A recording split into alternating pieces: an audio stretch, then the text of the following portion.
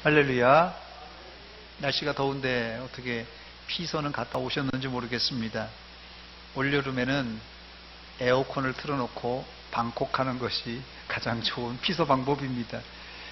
아마 올해는 피서 가서도 아마 피서지보다는 야외 활동보다는 에어컨을 틀어놓고 가만히 앉아있는 것이 더 피서가 좋을 것입니다.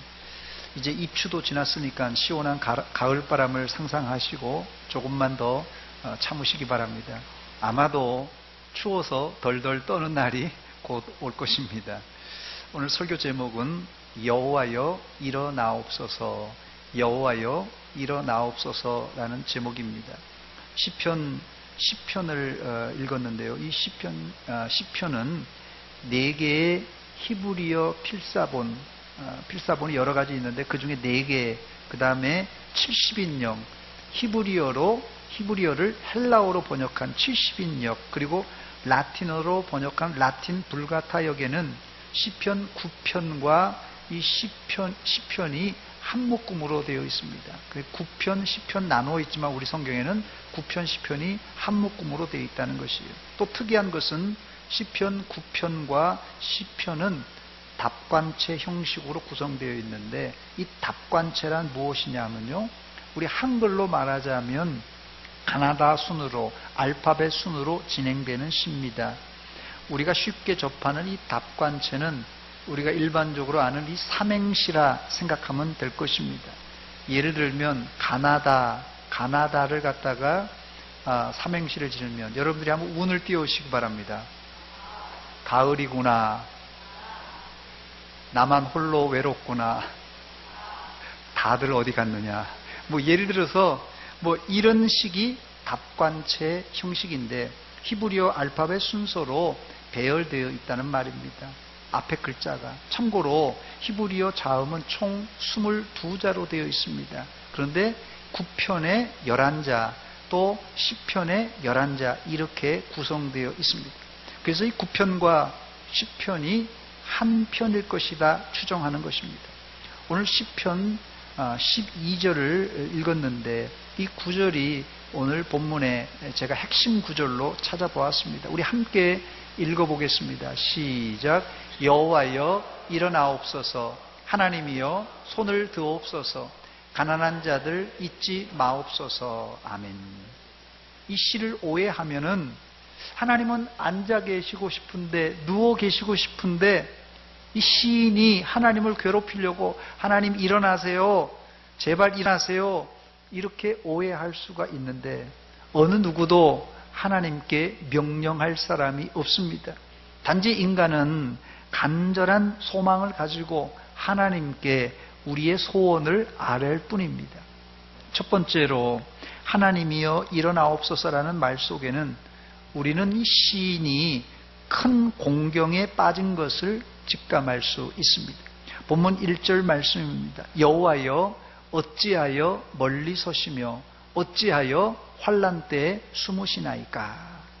다윗은 너무 답답하여 하나님을 향하여서 뭐라고 합니까? 어찌하여 멀리 서시며 어찌하여 환난 때에 숨어 계십니까? 하소연하고 있어요.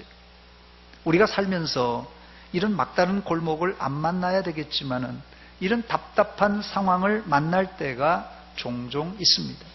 그러나 성도는 아무리 답답한 일, 설령 막다른 골목을 만났을지라도 하나님이 함께 계시면 그곳이 천국인 줄 믿으시기 바랍니다. 주와 함께라면 가난해도 좋아, 참된 부요함이 내 맘에 가득하니까. 주와 함께라면 병들어도 좋아, 참된 건강함이 내 마음에 가득하니까. 할렐루야. 이게 복음입니다, 여러분. 그런데 열심히 산다고 발버둥 쳤지만 사업에서 망하고 몸에는 병까지 얻었는데 주님께서는 저 멀리 계셔서 안 보이고 숨어 계시니까 너무 답답하게 느낄 때가 많이 있습니다.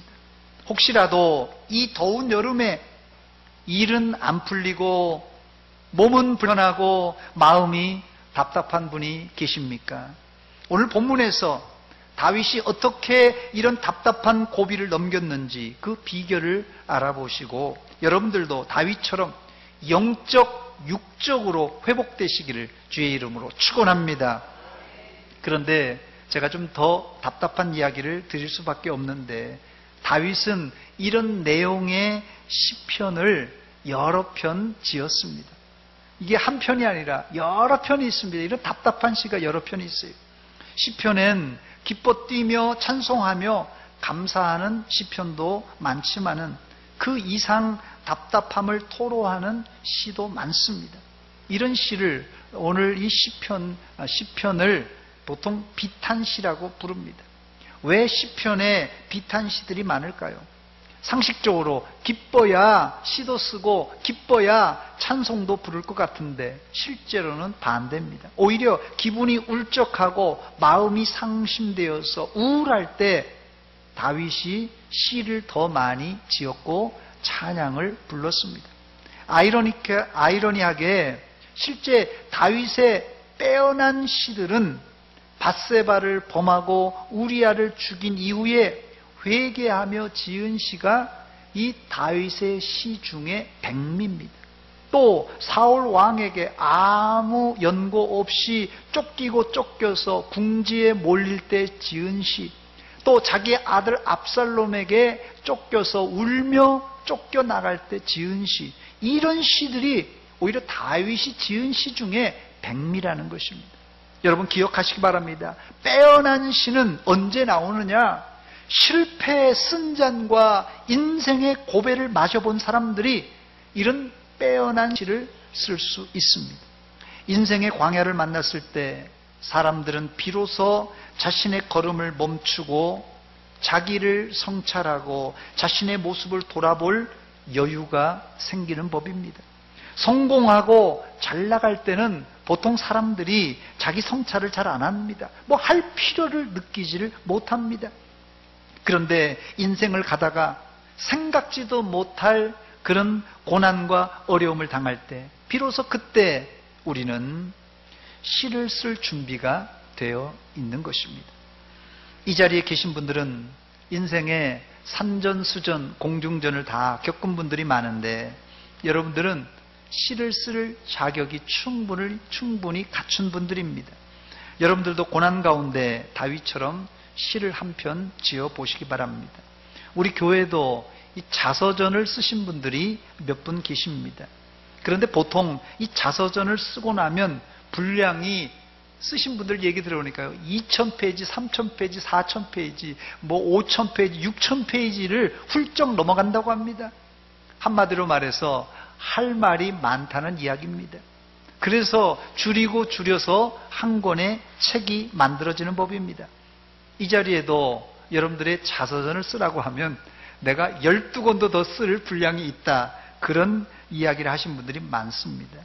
그런데 요즘 이 자서전을 300페이지, 400페이지, 500페이지 써도 잘 안 읽어봅니다. 내 얘기가 아니라고 잘 안 읽어봅니다. 결국은 얼마나 요약하여 간결하게 쓰느냐가 대세입니다. 내 인생을, 다른 말로는 내 고통과 아픔을 줄이면 그것이 시가 되고 내 인생의 진주가 되는 법입니다. 다윗은 고통 가운데 시를 쓸 줄 아는 아주 멋진 사람이었습니다. 여러분, 멋진 사람이 누구입니까? 뭐 잘생기고 돈 많은 사람, 이게 멋진 사람입니까? 아닙니다. 자신의 아픈 인생을 시로 응축할 수 있고 그것을 믿음과 신앙으로 승화시킬 수 있는 사람, 그 사람이 멋진 사람입니다. 저를 한번 따라서 하시기 바랍니다. 고난을 믿음으로 승화시킵시다. 여러분들 중에 다윗이 당한 고통을 당한 분들이 있습니까? 여호와여 어찌하여 멀리 서시며 어찌하여 환난 때에 숨어서 안 보입니까? 여기 1절만 읽어봐도 다윗은 큰 고통을 당하는 것을 알 수 있는데 대체 다윗이 당한 고통이란 무엇입니까? 2절 이하에 나오는 악인들로 인한 고통이었습니다. 본문 2절입니다. 악한 자가 교만하여 가련한 자를 심히 압박하오니 그들이 자기가 베푼 꾀에 빠지게 하소서. 교만한 자가, 이 가련한 자가 다윗이에요. 가련한 자를 어떻게 한다고요? 심히 압박하고 있다고 말합니다. 3절에도 악인은, 4절에도 악인은, 5절에도 악인의 길은, 6절에 악인의 마음은, 계속해서 다윗은 악인들의 만행을 하나님께 다 일러 바치고 있어요. 하나님, 악인들이 이렇게 나한테 괴롭힙니다. 못 살겠어요. 그런데 하나님은 어떻게 하신다고요? 어찌하여 멀리 서시며 어찌하여 환난 때 숨으십니까? 아무리 악인들이 판을 칠지라도 하나님이 내가 너와 함께 있단다. 걱정하지 마라. 아니, 이 한마디만 들으면 다윗이 염려, 걱정, 근심을 다 버리고 하나님만 굳건히 믿을 텐데, 아니 지금 어려운 판에 하나님이 위로의 말씀 한마디도 없고 하나님이 숨어버린 거예요. 아무리 찾아도 없어요. 해도 너무한 것 아닙니까? 그러나 1절을 읽어보면 다윗이 탄식만 한 것이 아니라 사실은 스스로 탈출구를 알고 있었습니다. 다시 1절을 읽습니다. 여호와여 어찌하여 멀리 서시며 어찌하여 환난 때 숨으시나이까. 여기 어찌하여 멀리 서시며 어찌하여 환난 때 숨으십니까? 이 이야기만 읽어보면 절망적이지만 그래도 시인은 제일 앞에 하나님이여 여호와여 부르고 있습니다. 물론 원어를 찾아보니까 왜자를 앞에다 붙였더라고요. 왜 여호와여 라고 되어 있지만 시인은 정확하게 구원자이신 하나님을 바로 알고 있었습니다. 사람이 자신의 모습을 보고 한탄하면 여러분 그게 뭡니까? 신세 한탄이고 팔자 타령이에요. 그게요. 또 불의한 세상, 또 잘못하는 정부를 향하여서 한탄하면 그건 반정부 세력이 됩니다. 그러나 하나님을 향하여 탄식하면 그 탄식이 시가 됩니다. 여러분 놀랍지 않습니까? 여러분들의 고통과 환난을 하나님께 올려드리시기 바랍니다. 그 탄식은 하나님께 아라리 상달되어서 신속하게 응답될 줄 믿습니다. 두 번째, 그런데 이 시를 읽어보면 다윗이 간단하게 응답받을 수 있는 형편이 아니었습니다. 다윗을 가장 괴롭힌 것이 있는데 그것이 뭔지 아십니까? 앞서 말씀드린 대로 자신을 괴롭히는 악인은 잘 먹고 잘 산다는 거예요. 자기를 괴롭힌 악인이 잘 먹고 잘 산다. 아마 이런 상황을 보면 누구나 눈이 뒤집힐 것입니다. 나에게 고통을 준 사람, 그 사람이 가다가도 그냥 벼락을 맞든지 뒤로 자빠져도 코가 깨져야지 될 텐데, 나에게 고통을 준 사람이 잘 먹고 잘 살고 나는 그 고통 때문에 밤잠을 못 자고 괴로워하는데 이 악인들이 잘 먹고 잘 살아는 거예요. 이게 진짜 열불나는 일입니다. 본문 5절과 6절입니다.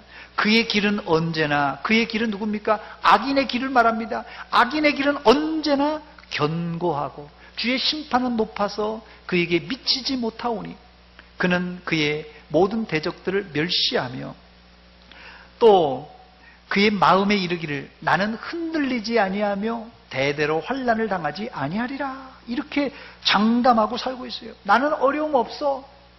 나는 거짓말하고도 또 악한 일을 하고도 잘 먹고 잘 살아. 하나님이 계신다면 어떻게 이런 일이 벌어집니까? 악인이 잘 먹고 잘 살아서는 안 되지 않습니까? 그러니까 다윗의 마음이 속상한 거예요. 그런데 악인들은 단순히 다윗을 괴롭히고 윤리도덕적으로 나쁜 짓을 하는 것보다 더 심각한 문제가 있는데 바로 겁도 없이 하나님을 향하여 정면 도전하는 것입니다. 사실 어떤 죄든지 아무리 작은 죄일지라도 그것은 윤리도덕적인 좋고 나쁘고의 차원이 아니라 죄는 하나님을 향한 대적이고 불순종입니다. 여러분, 아담과 하와의 범죄를 보더라도 여러분, 선악과가 뭐길래 그 선악과 과일 하나 따먹었다고 그 사람에게 사형 언도를 내리는 것은 누가 봐도 너무 심한 것 아니겠습니까? 예를 들면 예전에는 과수원에 들어가서, 여름에 과수원에 들어가서 뭐 해봤죠? 여기 전과자들이 많은데요. 설이 다 해봤잖아요. 과수원에 들어가서 살짝 이렇게 과일 따먹어도 웬만하면 과거에는 눈 감아 주었습니다. 그러나 지금 과수원에 들어가서 주인 허락 없이 과일을 따먹다 걸리면은 현장범으로 체포될 것입니다. 그러나 설령 과일 하나 따먹었다고 경찰서에 불려갈지라도 아마 경범죄로 혹은 그냥 훈방 조치에서 풀려날 것입니다. 여러분, 과일 하나 따먹었다고 만약에 사형 언도를 내린다면 이 세상에 살아남을 사람이 누가 있겠습니까?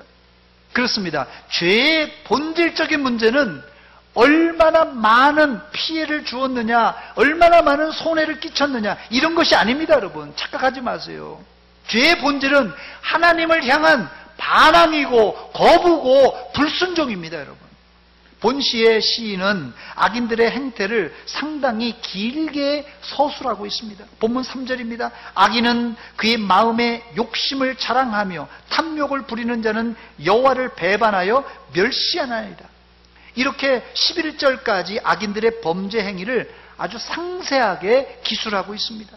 악인의 욕심과 탐욕과 자랑, 이런 것이 아주 상세하게 기록되어 있어요. 그런데 여러분, 악인만 욕심 부리고 악인만 탐욕을 부리고 악인만 자랑합니까? 이거는 예수 믿는 우리들도 탐욕과 욕심과 또 자랑을 하지 않습니까? 그런데 이들의 문제가 뭡니까? 이들의 문제는 그 이면에 인간의 야욕, 즉 하나님을 향한 야욕이 숨어 있습니다. 그게 뭡니까? 3절 하반절에 여호와를 배반하여 멸시하는 것입니다. 더 나아가 4절에는 악인은 그의 교만한 얼굴로 말하기를 여호와께서 이를 감찰하지 아니하신다 하며 그의 생각에, 그의 사상에 하나님이 없다, 하나님이 없다고 얘기하는 것이에요. 교만도 예수 믿는 사람들이 얼마든지 지을 수 있는 죄예요. 우리가 교만하지 않습니까?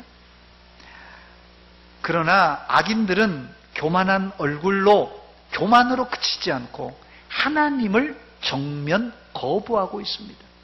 악인은 그의 교만한 얼굴로 말하기를 여호와께서 이를 감찰하지 아니하신다 하며 그의 모든 사상에 하나님이 없다 하는도다 그랬어요. 악인들의 문제는 교만한 것, 거짓말하는 것, 악한 행위를 하는 것이 아니라 본질적으로 그의 생각과 사상 속에 누가 없다고요? 하나님이 없다라는 것입니다. 예수 믿는 사람들도 악한 일을 행할 수 있습니다. 그러나 죄를 짓더라도 믿는 자와 믿지 않는 자와의 차이가 있는데, 믿는 자와 믿지 않는 자의 차이는 그 사상의 생각에 뭐가요?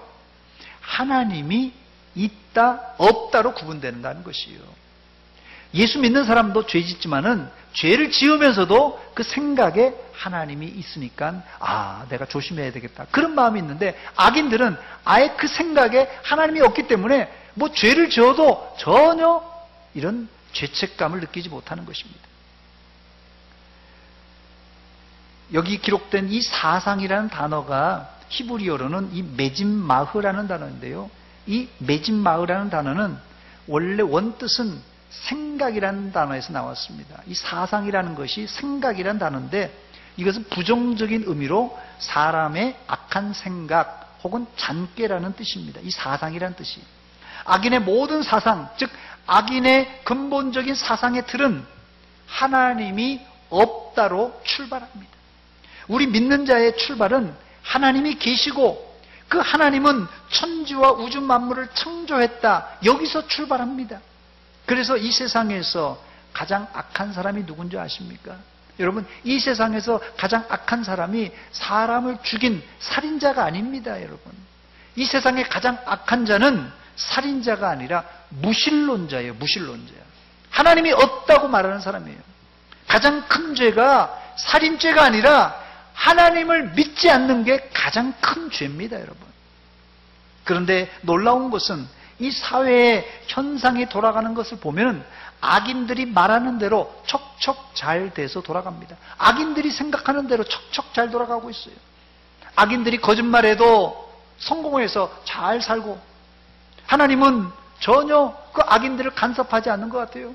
뭐 간섭한다면 악인들이 잘 될 때 벼락을 내려서 죽여야 될 거 아니겠어요? 그런데 그런 일이 벌어지지 않아요. 또 악덕 주인이 가난한 사람들의 노동력을 착취해서 압제해도 이 부자들은 더 건강하게, 더 행복하게 잘 사는 것입니다. 여러분, 이게 어떻게 된 것입니까? 그 악인들이 말하는 대로 하나님이 안 계신 것입니까? 현대 사회를 보더라도 모든 것이 과학 만능 사회라서 하나님이 개입할 틈이 없는 것 같이 보입니다. 이런 상황에서 다윗은 신세 한탄만 하고 아무 대안이 없는 것입니까? 세 번째, 다윗이 할 수 있는 유일한 대안은 기도하는 일입니다. 기도하는 일. 기도가 악인을 향한 다윗의 최대의 반격입니다. 본문 12절 말씀입니다. 여호와여 일어나옵소서. 하나님이여 손을 드옵소서. 가난한 자들을 잊지 마옵소서. 앞에서 말씀드렸듯이 여호와여 일어나옵소서, 하나님이여 손을 드옵소서라는 말은 사람이 하나님께 명령하는 것이 아니라 하나님을 향한 간절한 요청 내지는 애원하는 것입니다. 하나님, 내가 지금 너무 억울하고 지금 너무 악인 때문에 힘듭니다. 하나님 도와주세요라는 간청이에요. 그런데 우리의 딜레마가 무엇입니까? 우리가 간절히 하나님께 기도했는데 응답이 없는 것입니다. 특별히 인간관계 문제로 꼬일 때, 그냥 인간관계가 엉망으로 될 때, 사람이 이성적인 동물이라서 누구나 먼저는 이 대화를 통하여서 풀려고 합니다. 그래서 부부관계가 틀어졌을 때도 대화를 해야 되고, 부모-자식 관계도 틀어졌을 때, 또 고부간의 갈등으로 틀어졌을 때, 또 교회 안에서 교우 관계에서도 이런 인간관계가 틀어질 때가 있습니다. 이때 모든 인간관계를 대화로 풀어야 되는 것입니다. 그런데 대화를 해도 벽처럼 대화가 안 되고 말이 안 되는 경우가 많지 않습니까? 사실 그래서 싸우는 거예요. 부부싸움이 뭐 말이 잘 통하면 싸우겠어요? 말이 안 통하니까 싸우는 거예요. 이럴 때 여러분들은 어떤 방법으로 이 문제를 풀어가시겠습니까? 어려울 것 같아서 제가 사지선다형 문제로 준비했습니다. 4가지 중에 하나를 고르시기 바랍니다. 내가 부부관계 또 인간관계에서 이 말이 잘 안 통할 때, 1번 법에 호소하겠다. 내가 억울하니까 고소하겠다. 2번 나는 법보다 주먹이 가깝기 때문에 한 방 날리겠다. 3번 그래도 끝까지 대화하겠다. 4번 하나님께 맡기고 기도하겠다. 1, 2, 3, 4번 중에 여러분 몇 번입니까? 3번도 있고 4번도 있고 1번, 2번은 없는지 모르겠어요. 제가 원래는 4번을 이렇게 만들었었는데, 이 문제를 만들면서 4번이라고 했는데 3번, 4번이 공동답이 될 것 같아요. 여러분들은 나에게 상대방이 욕을 퍼붓고 나를 억누를지라도 끝까지 대화로 풀어가시고 끝까지 하나님께 기도함으로 문제를 풀어가시기를 주의 이름으로 축원합니다. 시편을 읽어보면요, 다윗을 비롯한 대부분의 시인들은 악인들에게 억울한 일을 다 경험한 사람들이에요. 제가 이 설교를 준비하면서 제 생각에 이렇게 적어봤습니다. 대한민국에서 가장 욕을 많이 얻어먹는 사람이 누군가 생각했더니 대통령이 가장 욕을 많이 얻어먹더라고요. 교회에서 가장 욕을 많이 얻어먹는 사람이 누군가 했더니 목사더라고요. 이렇게 생각하니까 제 마음이 좀 편하더라고요. 이때 위대한 다윗을 비롯한 시인들이 이런 억울한 일을 만났을 때 해결책은 답답하고 나약하고 바보스러운 것 같이 보이지만 사람들을 향하여서는 입을 닫고 하나님께 기도로 매달렸습니다. 그때 억울한 일이 많았지만은 시인의 결과는 항상 해피엔드로 끝났습니다. 저는 이게 신앙생활의 재미라고 생각합니다.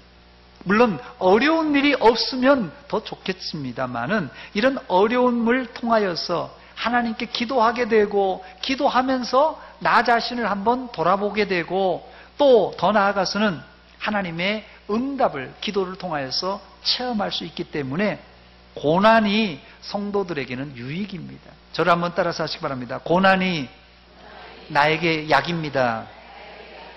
고난이 우리에게 약입니다. 사실 본문 12절에 여호와여 일어나옵소서라는 말은 다윗의 독창적인 말이 아니라 모세가 출애굽할 당시에 하나님의 법궤를 메고 갈 때에 했던 승리의 기원입니다.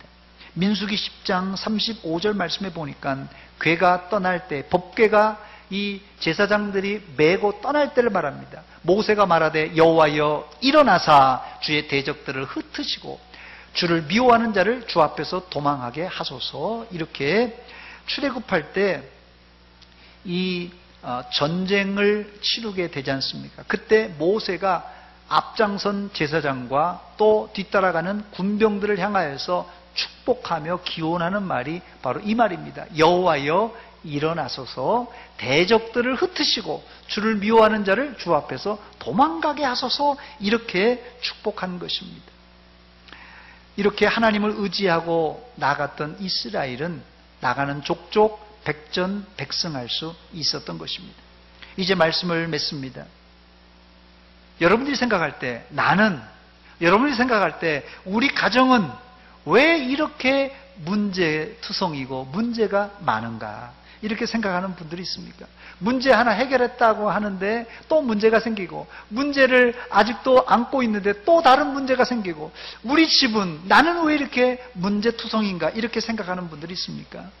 여러분 말을 안 해서 그렇지 여러분 옆에 앉아있는 우리 교우들이 여러분 옆에 앉아있는 사람이 남편이 됐던 아내가 되었던 아니면 뭐 친척이 되었던 아니면 그냥 다른 구역 식구가 되었던 말을 안 해서 그렇지 다 이런 고충들이 있습니다. 제가 늘 드리는 말씀입니다만은 문제는 문제가 아니라 문제는 이 문제를 어떻게 푸느냐가 문제입니다. 다윗은 큰 문제 가운데 하나님께 기도도 했지만 그 기도를 어떻게 했어요? 압축했습니다.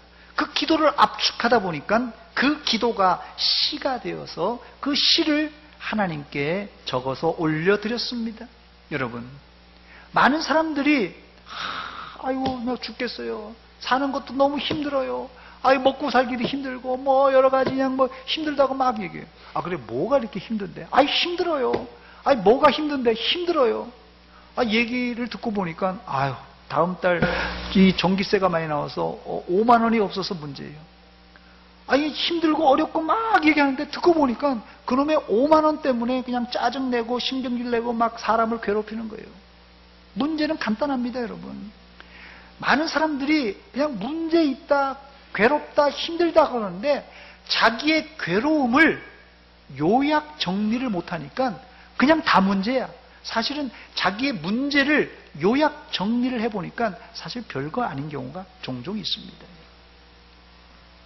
여러분 이제 여러분이 괴롭고 힘들 때 세상에 나 혼자 힘들다고 소리치거나 힘들다고 울지 마시고 사실은 주변을 한번 보세요. 내 주변에는 어려운 사람들이 훨씬 더 많습니다, 여러분. 그래서 아프다고 지금 병원에 갔더니 나는 지금 환자 취급도 안 해주는 거예요. 더 아픈 사람들이 많으니까. 그래서 위로받았다는 사람이 많습니다, 여러분. 제 말의 요점은 이제 내 아픔과 고통을 감추려고 들지 마시고 그 고통을 아름다운 시로 한번 표현해 보라는 말씀입니다. 응급실에 피투성이 환자가 들어왔어요. 응급실에 피투성이가 환자가 와서 난리가 났습니다. 피를 보면 누구나 다 당황합니다. 그러나 노련한 응급실 간호사와 의사는 전혀 동요하지 않고 이제 탈지면으로 피를 잘 닦아냅니다. 그런데 사실 상처난 부위는 이렇게 피를 닦아내고 놓으면 의외로 작고 지혈도 간단한 경우가 종종 있습니다. 그렇습니다. 사람들이 지레 겁먹고 놀래는데 이제 여러분 산전수전 다 겪어보셨으니까 큰 문제, 어려운 문제, 당황한 문제를 만났을지라도 당황하지 말고 침착하게 여러분들의 그 문제의 본질, 그 문제의 원인을 한번 찾아보시기 바랍니다. 인생의 말입니다. 요점 정리 안 되는 사람들은 이게 뭐 복잡해요. 의외로 여러분의 문제를 요약 정리할 때, 다른 말로는 여러분의 인생의 문제를 시로 압축해 볼 때 의외로 간단한 경우가 많이 있습니다. 그래서 제가 제안을 하나 하겠습니다. 이제부터 여러분들은 상처와 아픔을 아프다, 고통스럽다 이렇게 말하지 말고 한편의 시로 또 기도로 하나님께 올려드리시기 바랍니다. 이 요약 정리를 잘하면요, 여러분들이 신앙생활도 반듯하게 잘할 수 있습니다. 그때 하나님께서 여러분 대신 여러분들을 괴롭히는 악인 앞에, 대적 앞에 일어나실 줄 믿습니다. 여러분이 큰 문제라고 생각할지라도 하나님이 그 문제 앞에 일어나시면 그 문제는 그냥 간단하게 끝나는 겁니다. 이제 여러분들은 신앙생활을 여러분 너무 추상적으로 너무 복잡하게 하지 마세요. 어떤 사람은 신앙생활을 너무 뜬구름 잡는 것처럼 하고 있는데 이제 여러분들의 신앙을 실제적이고 생생한 신앙생활을 하시길 바랍니다. 그게 뭐라고요? 여러분의 신앙, 이런 문제를 요약 정리하여서 기도와 시로 만들어서 하나님께 올려드리는 것입니다. 그때 여러분의 신앙은 이게 뜬구름 잡는 신앙이 아니라 실제적이고 생생한 신앙이 될 줄 믿습니다. 저를 한번 따라서 하시기 바랍니다. 생생하게 믿읍시다. 기도하겠습니다. 하나님 아버지, 이 아침에 저희들 예배의 자리로 인도하여서 말씀 들려주신 것 감사드립니다. 하나님 아버지, 우리가 인생을 살아가면서 크고 작은 문제를 만나게 되는데 이 문제를 우리가 너무나도 어렵게만 생각했습니다. 하나님, 이 시간 불쌍히 여겨주시고 우리 모든 문제를 요약 정리하여서 하나님께 올려드립니다. 넉넉하게 해결하시고 넉넉하게 풀어 주시옵소서. 그래서 이제 앞으로는 하나님께 찬양하며 시로 영광 돌리며 살게 하여 주시옵소서. 예수님의 이름으로 기도하옵나이다. 아멘.